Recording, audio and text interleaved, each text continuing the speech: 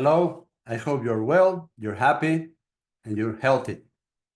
I am Jaime Elizondo from Real World Ranching, and we help you enhance your land and maximize profits with the least amount of effort.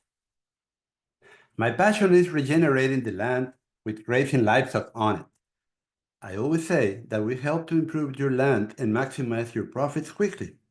But to do this at the lowest cost, you need adapted genetics and selection guidelines. They will create much better animals than can do it. Today I'm going to talk about the importance of livestock selection in your profits. You see, your livestock can regenerate or can degrade your land. It depends on your selection guidelines and your genetics. How people manage livestock can regenerate or degrade the land. Like someone said, it's not the cow, it's the how. So we have the total grazing program where we divide your property in three sections, and we focus on high quality forage for your livestock in the green season. Then we try to minimize overgrazing by having a buffer section, and we stockpile in the third section. That's how we improve your soil long-lived organic carbon the fastest, because we alternate these three areas or sections every year. But we must look at the cost and how easy or difficult we want our lives to be. Let me explain. Some livestock, most of the modern breeds, have been selected for maximums, maximum winning weight, maximum daily gain, and maximum yearly weight. To achieve these maximums, they have been selecting larger and larger animals that mature sexually later than others.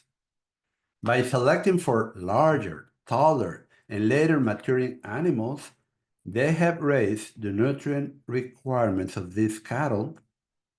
So these animals now require more selective grazing, more supplements, and a lower stocking rate. And selective grazing will lead to overgrazing at the high stocking rates required for profits and to improve your land.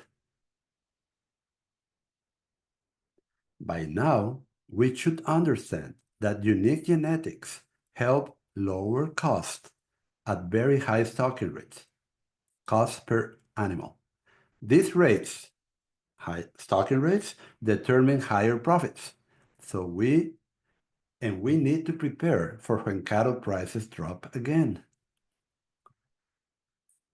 Let's define overgrazing.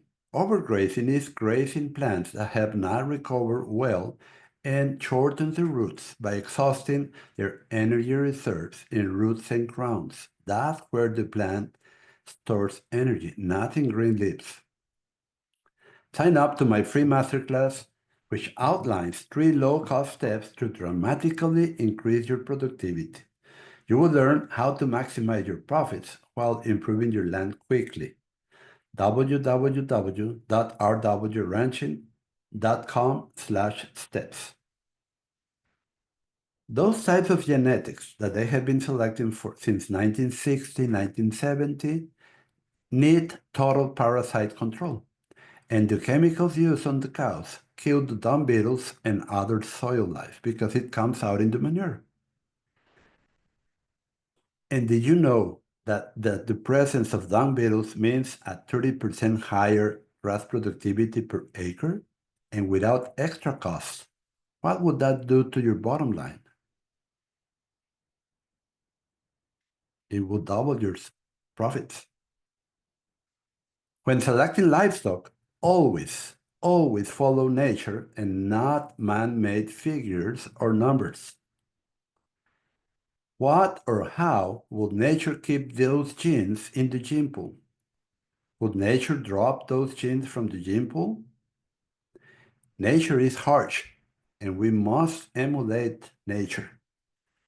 Predators, sickness, starvation, accidents, drought, floods, etc. exist. And of course, we care for and treat our livestock the best we can. but we should cull those that are not fit for our environment. And every environment is different. Even your neighbor's farm has a different environment too, and management determines it.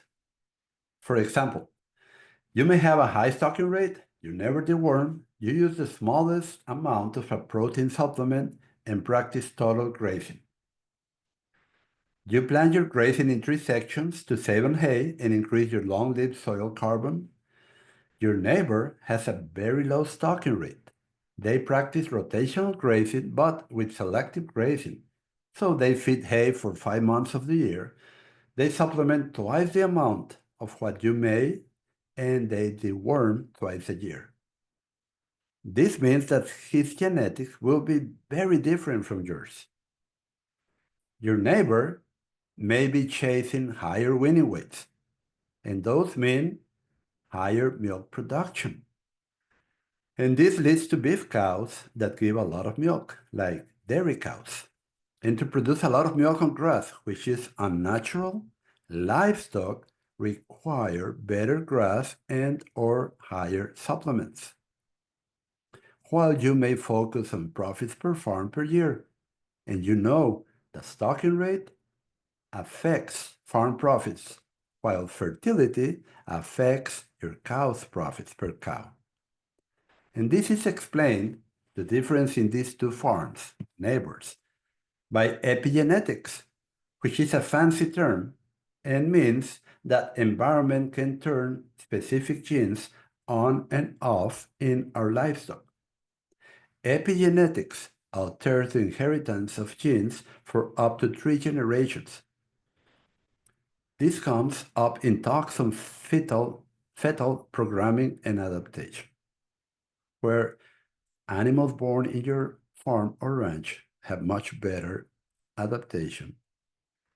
When people say or tell you to get your genetics from someone who treats their livestock the same or harder than you, they are referring to this.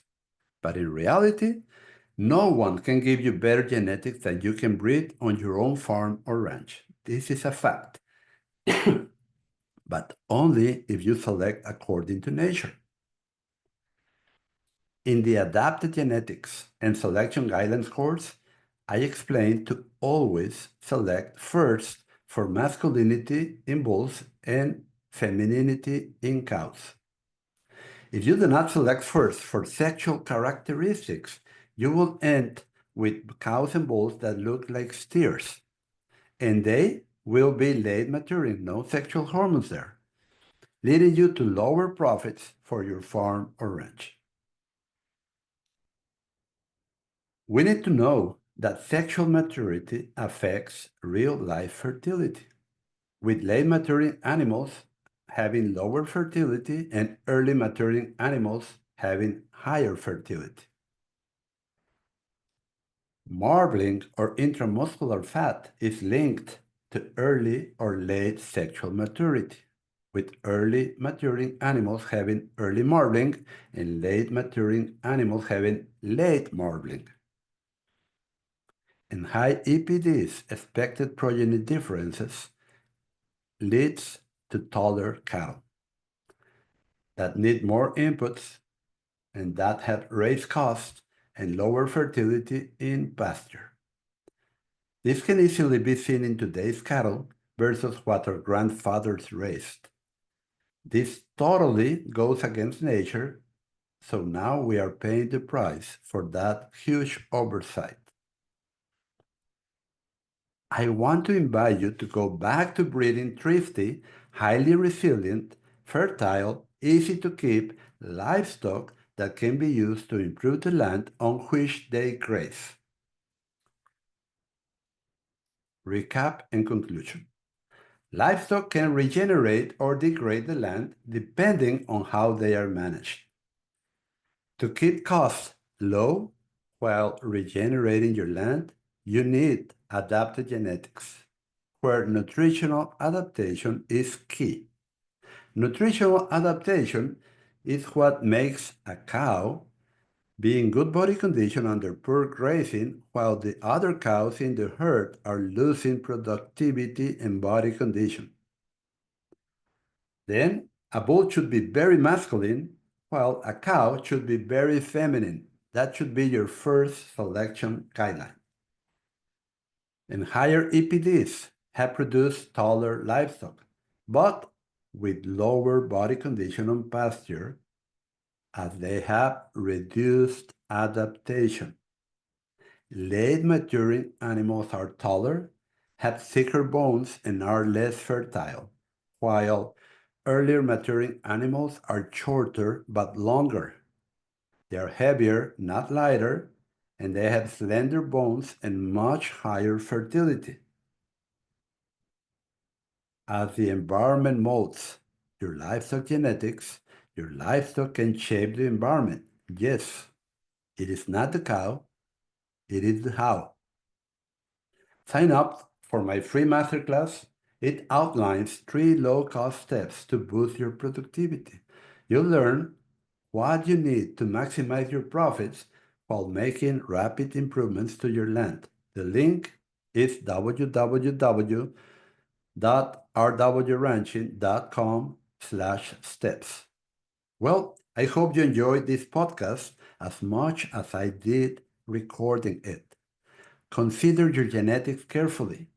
Are they the type to lower cost per animal at very high stocking rates? Will they give you the highest profit per ranch or farm while they improve your land? You need to answer this yourself.